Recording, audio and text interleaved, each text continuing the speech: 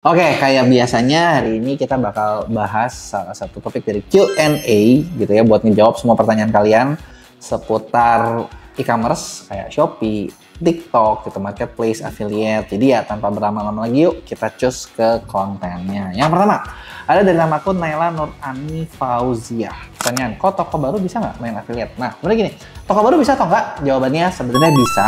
Nah, tapi pertanyaan kedua adalah affiliate-nya ada yang mau apa enggak? Nah, kenapa gue bilang ini jadi pertanyaan kedua? Karena sebenarnya semua toko juga bisa buat langsung main affiliate. Tapi kalau affiliate-nya nggak ada yang mau, ya kan jadi kayak siapa yang mau ngambil gitu. Kebayang nggak poinnya gitu. Jadi sebenarnya affiliate ini sih kalau gue nyaranin semua klien ini ya, ini tuh langkah step kedua atau ketiga.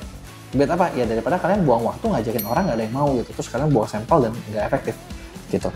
Kedua, dari Natasha Dame. Pertanyaan, kok tips kriteria afiliator dan live streaming host yang gacor dong? Dulu saya nonton di channel siapa lupa, katanya mending pakai host yang pintar lawak daripada cantik karena lebih engage ke audience. Masih berlaku nggak tuh? Ini buat nyari host buat toko kamu ya. Nah, gini, kalau ditanya bener nggak yang pintar lawak daripada cantik, itu bener. Kenapa? Karena gini, kalau perhatiin deh. Semua gini ya, mau kayak top creator, top afiliator gitu ya, yang penjualannya tinggi kadang bukan yang cantik-cantik amat, bener nggak?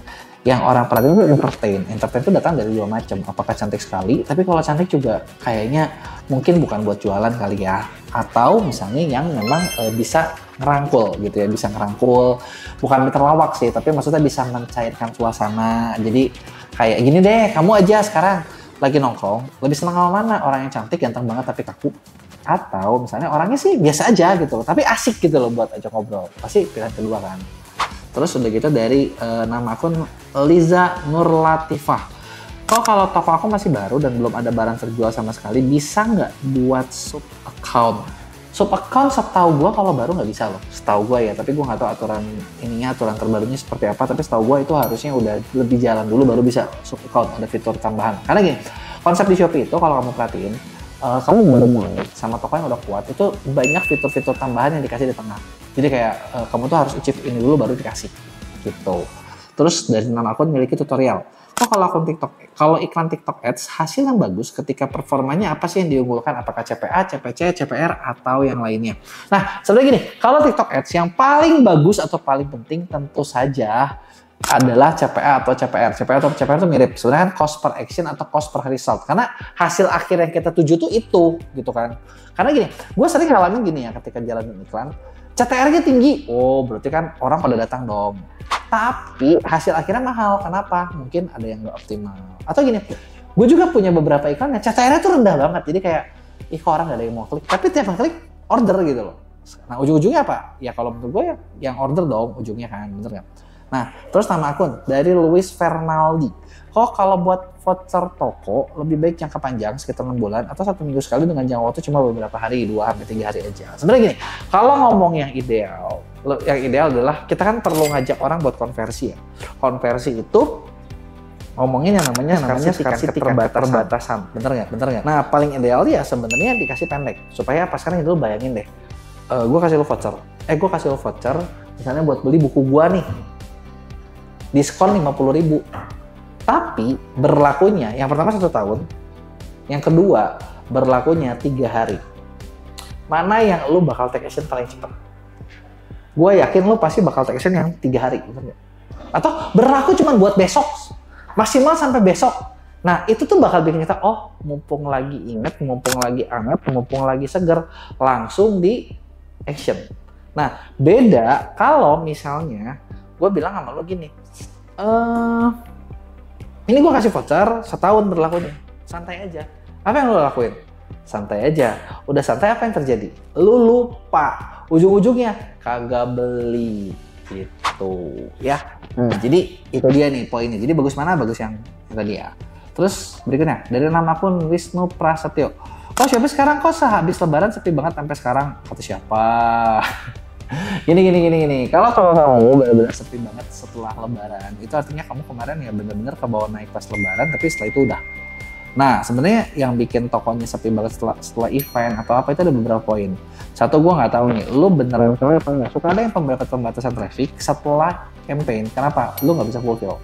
Jadi kayak dia tuh ada target pembatalan cancel tuh maksimal minimal berapa persen, dan ketika lu nggak bisa fulfill itu lu pasti bakal kena pembatasan. Itu satu. Atau kedua, nah produknya itu misalnya nih kayak produk yang katakannya memang ramai cuma ketika lebaran. Contoh kayak hampers lebaran ya, kalau kayak gitu wajar. Kan nggak ada yang nyari hampers lebaran setelah lebaran gitu ya. Lu harusnya bikin produk yang lain gitu loh ya. Nah atau yang ketiga adalah ya memang selain produk, selain kena poin pembatasan, ketiga, nah ada sesuatu nih yang salah dengan toko kamu. Yang itu yang harus dicek gitu kan. Nah kalau udah kecek, harusnya sih enggak, karena biasanya normal-normal aja kok. Gitu. Nah, nama akun RR2AA. Kok saya udah iklan, tapi urutan pencariannya jauh di bawah yang nggak iklan. Padahal sudah terjual 10 plus. Gini. Urutan ranking itu kan lo harus tahu nih. Ketika lo iklan, lo nongol di mana? Lo nongol sebagai iklan atau di kata kunci iklan. Catat dulu nih. Jangan sampai gini, nggak fair juga. Contoh kayak gini. Anggap lo misalnya jualan handphone ya. Misalnya jualan handphone, lo cari nih, oh gue jual handphone. Gitu kan. Terus kata kuncinya iPhone. Yang lu nggak bidik kata kunci iPhone. Ya itu wajar kalau lu nggak muncul. Bener nggak? Oke, lu sekarang ngomongin lu itu sebagai iklan, tapi ini nggak iklan. Kenapa? Relevansi lu, poinnya hilang. Kalah. Lagian urutan iklan, itu kalau mau diperhatiin, gue sering dong bahas video-video tentang itu. Itu tuh memang ada ininya, ada algoritmanya kan. 1, 2 iklan. Nanti di ketiga tuh ada yang organik, ada yang iklan lagi, ada yang organik, ada yang iklan lagi. Nah itu tuh ada rankingnya. Ketika lu iklan, lu ngadu dengannya sesama iklan. Gitu kan, tapi iklan lu dimajuin daripada lu nggak iklan. Kalau lu nggak iklan udah pasti iklan lu bawa lagi, poinnya ke situ ya. Kebayang nggak poinnya nih gitu. Terus akun Ahmad Fadli, kalau daftar di MCN di Shopee itu ada keharusan udah masuk top konten kreator nggak? Karena aku belum berhasil daftar. Followers saya dari 2.300, dulu pernah jadi top content creator, terus kunci dan setelah kebuka posisi kembali ke afiliator biasa. Sebenarnya gini, daftar ke MCN itu kamu nggak harus jadi top content creator. Nah, tapi dengan kamu daftar ke MCN, kamu lebih gampang buat jadi top content creator. Tangkap dulu ya poinnya ya. Jadi nggak harus, tapi malah memudahkan. Kalau dulu pernah udah bisa gitu ya, sekarang ya sebenarnya bisa lebih ini lagi. Nah, kalau dulu kamu kekunci, berarti kamu punya pelanggaran. Yang sebenarnya pelanggaran itu bisa jadi memang kamu salah karena kamu nggak ngerti gitu ya. Di MCN kamu diajarin kayak gitunya. Nah, atau bisa jadi memang salah deteksi. Nah, ketika di MCN, nah yang kayak gini tuh kamu tuh bisa diurusin supaya dibantuin supaya ibaratnya kamu bisa lepas gitu loh dari misalnya pembatasan traffic atau apa gitu, bahkan kamu bisa dapat boosting gitu ya. Malah kalau di Mia tuh kita bahkan sering juga nih kalau buat kreator-kreator yang produktif itu kita bantu iklanin live-nya supaya lebih rame lagi gitu loh. Tinggal gini, mau nggak nih kayak gitu loh, mau kayak gitu, mendingan gabung deh sekarang gitu, mumpung kita masih ada rekrutmen. Karena kalau kita udah tutup rekrutmen ya sorry nggak bisa gitu. Nah oke. Jadi itu dia tadi beberapa pertanyaan yang udah gue jawab. Nah semoga ini bisa bantu kalian. Nah buat teman-teman nih yang masih punya pertanyaan seputar TikTok, Shopee, Marketplace, Affiliate, dan lain-lain, lo bisa langsung tanya di kolom komentar. Nanti bakal gue bikinin Q&A kayak gini di minggu-minggu selanjutnya.